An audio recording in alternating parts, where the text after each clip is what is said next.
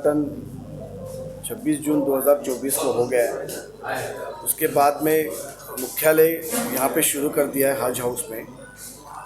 फिर पूरे महाराष्ट्र में 31 जिलों में अल्पसंख्यक कक्ष की स्थापना हुई है हर एक जिलाधिकारी कार्यालय में।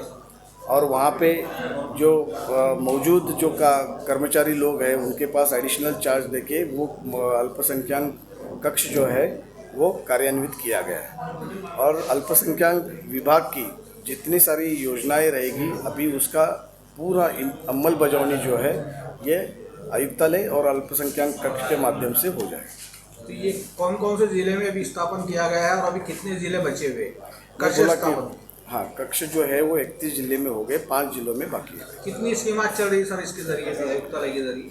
तो जितने भी अल्पसंख्यक विभाग की जो भी स्कीम है जो शैक्षणिक आर्थिक उन्नति के लिए और सामाजिक उन्नति के लिए जितने भी स्कीम्स है जो गवर्नमेंट राज्य शासन ये स्कीम जो शुरू कर दी है वो सब स्कीम आज अल्पसंख्यक आयुक्तालय के माध्यम से उसकी अमल बजाने। तो सालाना बजट इसका कितना होता है? उद्घाटन कब होने वाला है?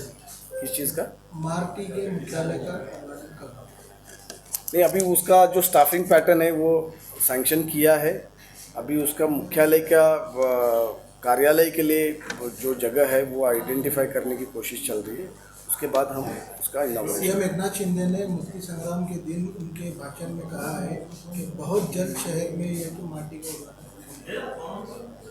वही ना, अभी वही बोल रहा हूँ कि उसके कार्यालय के लिए जगह आइडेंटिफाई करने की कोशिश चल रही है। जैसे ही वो हो जाता है तो उसका सर आपके माध्यम से कौन सी स्कीम अभी लॉन्च होने वाली है?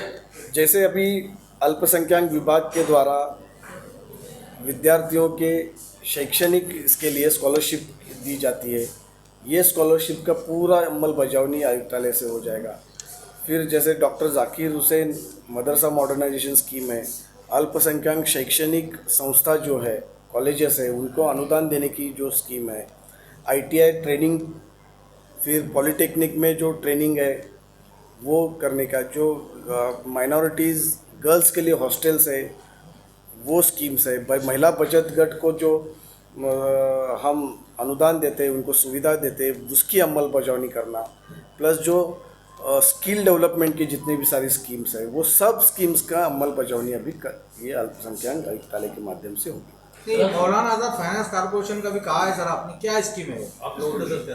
मौलाना आज़ाद फाइनेंस कॉरपोरेशन ये लोन देता है। लोन के 3 स्कीम्स है उनके, जो टर्म लोन जिसको बिजनेस लोन हम बोलते हैं वो एक है, फिर एजुकेशनल लोन देने का स्कीम मौलाना आज़ाद कॉरपोरेशन देती है, और जो महिला बचत गट है उनको माइक्रो फाइनेंस देने का स्कीम है। तो ये तीनों भी जो स्कीम है वो उसका अमल बजावनी मौलाना आज़ाद आर्थिक विकास महामंडल के माध्यम से होता है। सर बजट कितना आता है, कुल सालाना बजट कितना है? अभी रिसेंटली स्टेट गवर्नमेंट ने जो गवर्नमेंट गारंटी थी नेशनल कॉरपोरेशन से लोन लेने के लिए वो 30 करोड़ से 500 करोड़ तक बढ़ाई है। उसमें से जो पहला इंस्टॉलमेंट 35 करोड़ का लोन नेशनल कॉरपोरेशन पे दिया है, और अभी हम कल से 21 तारीख से 5 अक्टूबर तक उसका लोन डिसबर्समेंट करने के लिए एप्लीकेशन हम ले रहे हैं। सर उर्दू के ऊपर आपने कुछ कहा है, क्या प्रोग्राम है बताइए? उर्दू अकादमी नहीं, उर्दू साहित्य अकादमी के माध्यम से एक गेटवे ऑफ इंडिया के यहाँ पे 26 जनवरी को एक मुशायरा का कार्यक्रम होता है, और दूसरे मतलब रेस्ट ऑफ महाराष्ट्र में 3-4 जगह पे हम मुशायरा का उर्दू मुशायरा का कार्यक्रम लेते हैं। तो इस साल हमारी कोशिश है कि छत्रपति संभाजी नगर में ये मुशायरा का कार्यक्रम प्लस जर्नलिस्ट का वर्कशॉप और जो भी दूसरे एक्टिविटीज़ जो उर्दू एकेडमी के माध्यम से लिया जाता है, प्लस अपने अल्पसंख्यक की जितनी सारी योजना है उसका प्रचार और प्रसिद्धि करने का भी काम छत्रपति संभाजी नगर में शायद अक्टूबर के फर्स्ट वीक में लेने का हमारा कोशिश है। अब्दुल सत्तार के हाथ से मंत्री अब्दुल सत्तार के हाथ से कल जो उद्घाटन होने वाला है वो कौन सी योजना है उसके बाद?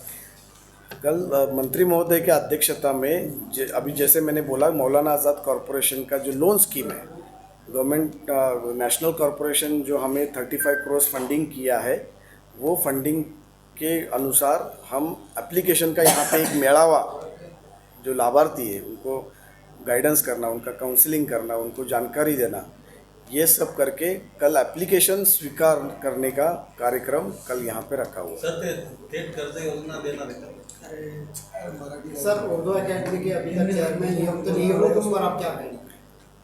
नहीं, वो शासन का निर्णय, उस शासन स्तर पर चल रही है उसकी आप- कार्रवाई। उर्दू अकेडमी के अंडर में उर्दू अकेडमी के अंडर में उर्दू घर या उर्दू मेला का प्रोग्राम होता है हर शहर के अंदर, पर 2-3 साल से नहीं है, लॉकडाउन के बाद से। तो क्या आपके पास नहीं, मैं वही बोला ना कि 3-4 जो पॉलिसी है गवर्नमेंट का कि 4 जगह पे हम एक्टिविटीज़ लेते हैं, मुशायरा का एक्टिविटीज़ लेते हैं, वर्कशॉप रहते हैं, कॉलेजेस में हम बढ़ावा देते हैं कि उर्दू मीडियम कॉलेजेस में स्टूडेंट्स का पार्टिसिपेशन बढ़े, तो वो सब एक्टिविटीज़ में जो एक एक्टिविटी छत्रपति संभाजी नगर में हम लेने का कोशिश कर रहे हैं।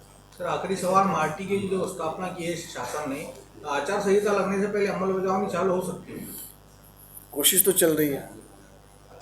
Okay, thank you. आप लोग इतनी बड़ी संख्या